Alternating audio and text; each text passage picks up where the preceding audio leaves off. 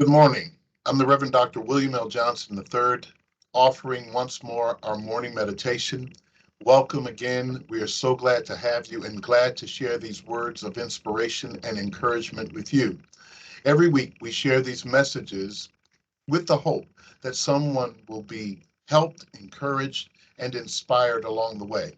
We are aware that you are God's secret weapon. You are so special to creation, and whatever you have to offer, it will only be what it ought to be if it's mind polished and shines the way it ought. And that's our hope, that you will be inspired and encouraged with the beauty, the wonder, the magnificence of who you are as a created being.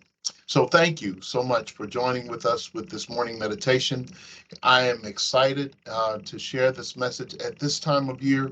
One of my favorite times of year is the holiday season. And so I will say to you, happy holidays. It's certainly Merry Christmas to those, happy Hanukkah, happy Kwanzaa, all of the other very important days that we all celebrate. And even if you don't celebrate those days, we want you to know that you're special. And I'm glad to be able to share with you today with this morning meditation. So here we go.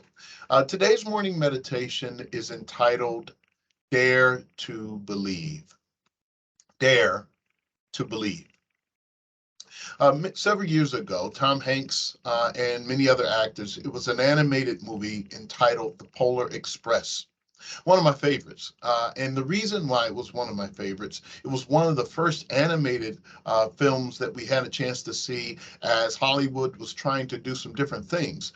Also, we discovered the lesson and the message of the Polar Express movie was a byproduct of a written book. I think by the name, I want to make sure I get the name right of the author.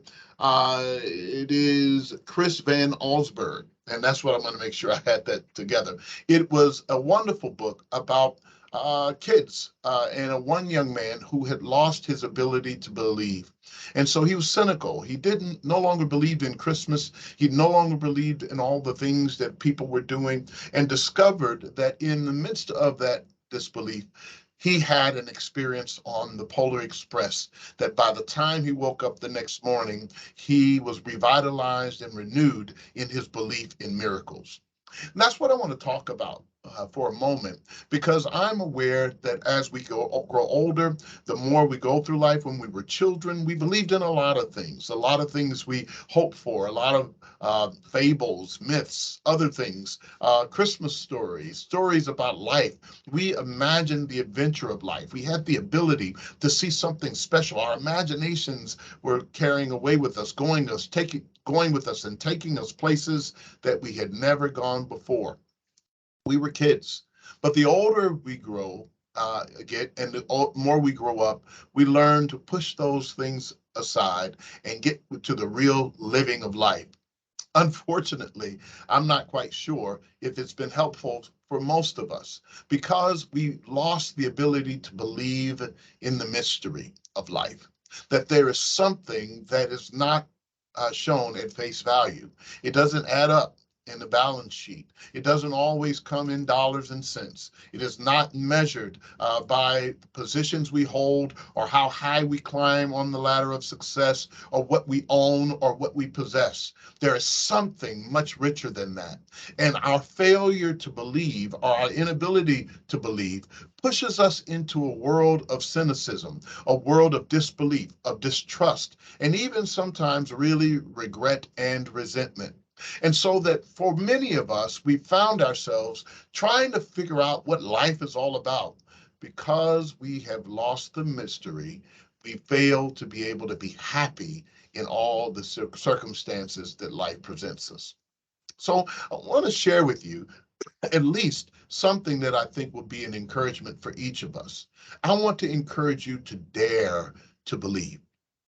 It is important for us in my faith tradition. There's a particular passage of scripture that I learned when I was a little boy. It is from the Gospel of John, chapter 3, the 16th verse, that says, "For God so loved the world that he gave his only begotten Son, that whoever believes in him should not perish, but have everlasting life." And everything about that passage of scripture hinges on that one word, belief. You gotta believe. You gotta believe. It would be a drudgery to get up each morning and not believe something magnificent is going to happen that day. And we will discover what it is that is magic in life if only we believe that we can. When our eyes open and when we look and see the mystery in other people and that we believe in something special, it transforms our day. And so I want to invite you and encourage you, especially during this holiday season as we wind down 2022 and we discover all the things we've experienced in the course of this year. Yes, we've had some difficult times. Yes, we've had some hard times. Yes, we've had to lose some loved ones. Yes, we've had some disappointments. Yes, we found ourselves bewildered and befuddled by all of the craziness in life. But what we also have discovered is that in the midst of our living, we have discovered some joy, some colors, some fragrances, some things that we never expected. And because we know that new life is coming every day, we see each day as a new adventure for us to experience. Yes, you have responsibilities, but don't ever lose that childlike ability to really believe. I want to share something with you. I thought it was important for me to read with you. And this comes from Mark Nepo's book on a book that I love to read. It is entitled, the Awakening, the Book of Awakening. And in it, this one is subject to something for us to think about. Believing in all is all a child does for a living, it says. Picasso once said that the artist are those who still see with the eyes of children. And I wonder whether or not you can still see with the eyes of children. And I hope that you develop or dust off your child inside of you and allow yourself to be able to believe and see the mystery in things. Believe it. See with the eyes of children. And like in the Polar Express, sometimes it may take us a long, dark night to wake up in the morning and discover what life is worth.